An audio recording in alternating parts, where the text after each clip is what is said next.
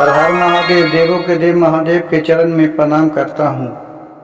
दुर्गा माँ के चरण में प्रणाम करता हूँ। सरस्वती माँ के चरण में प्रणाम करता हूँ। गणेश भगवान के चरण में प्रणाम करता हूँ।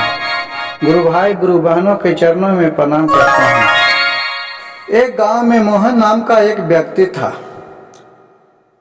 उसका एक ही बेटा था। बेटा का शादी विवाह हो गया था, लेकिन बेटा बहुत ही उसका जो दिनेश था वो बहुत हरामी था। लेकिन उसका एक शादी हुआ, एक बाल बच्चे हुआ, और वो बहुत अपने औरत को बुरी बर्ताव करते रहता था। कहीं मारता था, गरियाता था, कहीं खाना नहीं देता था।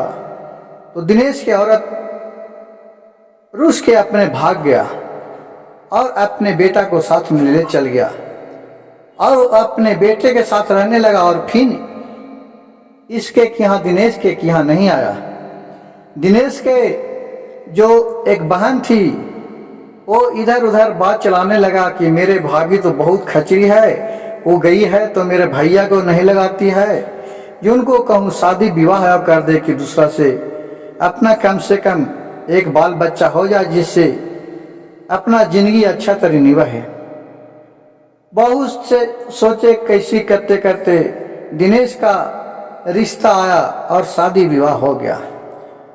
कुछ दिन बहुत अच्छे से रिश्ता निभाया, 2-3 गो बाल बच्चा भी हो गया दिनेश के।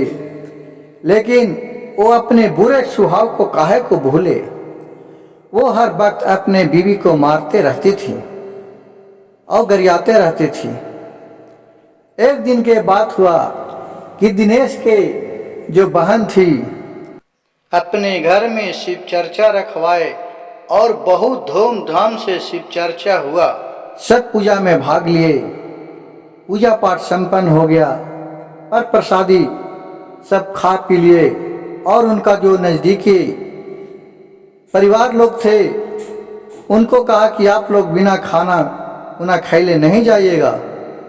कहीं कि ठीक है। और सब लोग, कुछ लोग खाने के लिए रुक गए और फिर खाना उना बना और सबको खिला रहे थे। कुछ लोग खाए थे और कुछ लोग बाकी थे।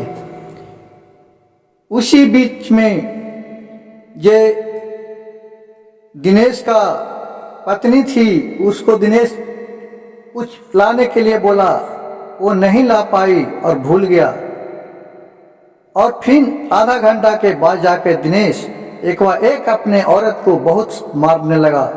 जितना परिवार था वो सब लोग छुड़ाने लगा और बोलने लगा कि काहे को मार रहे हैं। दिनेश बोला, जवाब नहीं दे रहा, काहे को मार रहे हैं। उस औरत से पूछ रहा है तो वो भी नहीं बोल रही है और उसको बहुत मार मारी।